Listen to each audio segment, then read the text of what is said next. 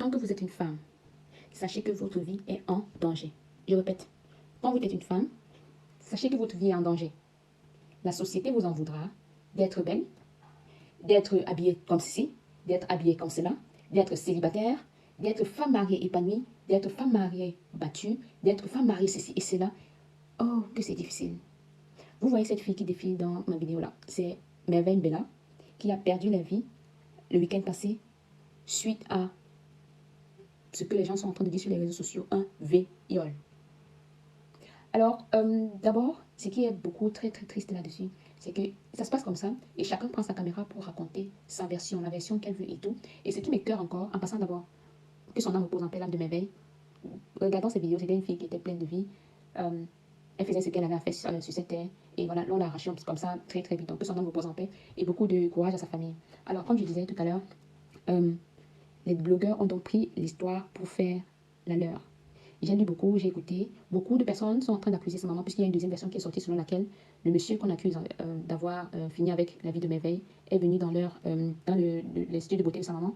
Et voilà, après tous ces soins, il a proposé de rentrer avec eux à la maison, les accompagner. Elles ont accepté, les deux dames. Et en route, il a demandé à aller dans un supermarché et tout ça, tout le tralala à la maison. Merveille demande à sa maman si il y a à manger. Et sa maman lui répond non, il n'y a pas à manger. Et elle a décidé de partir avec le monsieur en question. Et soulignons d'abord que, d'après ce que les gens sont toujours en train de dire, elle a chuchoté à sa maman depuis lorsqu'ils étaient en route en train de rentrer chez eux avec le monsieur, qu'elle ne sent pas long. Mais sa mère l'a convaincue que tout ira bien, puisqu'il s'est montré gentil et tout ça. Bon, les gens aujourd'hui sont en train d'accuser sa mère comme quoi elle a laissé son enfant dans les mains du lion. Ce qui est très triste parce que nous savons exactement comment ça se passe chez nous. Mais elle n'était pas une enfant. Elle n'était pas une petite fille de 15 ans qu'on pouvait dire, ok, elle ne peut pas encore réfléchir et tout ça.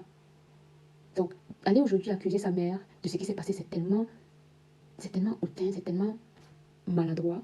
Et s'il vous plaît, tous ceux qui accusent cette femme ne parlent pas du monsieur en question, de celui qui a causé ce meurtre. Jamais.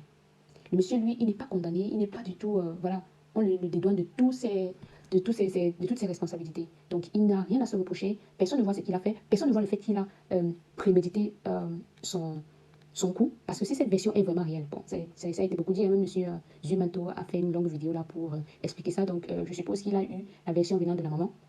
Bien que la maman puisse aussi mentir, mais je ne pense pas qu'elle puisse autant mentir. Donc, si vraiment ce monsieur a été arrêté, comme il a montré, franchement, Zumanto, comme il aime toujours montrer les preuves, il a montré les vidéos, il a montré comment le monsieur a été arrêté. Donc, je disais que si, normalement, c'est ce monsieur qui l'a fait, c'est que nous sommes en train de vivre une vie. Nous sommes en train de vivre une hypocrisie monumentale. Parce que il est inadmissible qu'un individu pareil, après avoir fait son coup, après qu'on ait découvert que c'est lui, les gens ne font que tirer sur la maman de la victime. Parce que d'après ce qui a été dit, Merveille Mbella, c'était la fille unique de sa mère. Donc vous pouvez bien imaginer l'état de cette maman à l'heure actuelle. Pour que les gens passent le temps à tirer sur elle, non seulement sur elle, elle a peut-être son rôle à jouer là-dedans, mais elle n'était pas, je veux dire, elle n'est pas la seule fautive dedans. Ce monsieur a préparé son coup pièce par pièce. Il a bien prémédité ça. Et le fait de ne pas parler de ça, c'est tellement honteux, c'est tellement...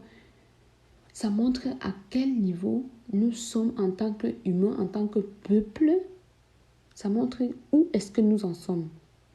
On est prêt à tout. Combien de fois est-ce qu'on a entendu qu'un mototaximan a porté une femme, une fille, aller quelque part, jeter peut-être jeter dans une brousse et partir. Combien de fois est-ce qu'on l'a déjà entendu? Est-ce que c'était parce que cette fille-là ou ces femmes-là étaient toujours des mendiantes? Parce que là, on accuse Merveille qu'elle a vu la voiture et donc elle a suivi la voiture. Si c'est vraiment ça, est-ce que ces filles-là qui prennent les motos au Cameroun, à Douala, Yaoundé, Bafoussam, partout où elles prennent, on les viole partout, est-ce que c'est toujours de leur faute? Je pense que vous allez me dire non. Alors que la seule coupable soit traitée comme telle et laisser cette maman tranquille.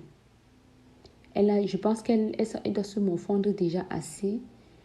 Le fait de toujours tirer sur elle, sans toutefois parler de celui qui a prémédité ce coup-là, c'est vraiment écœurant Et ce n'est pas du tout agréable.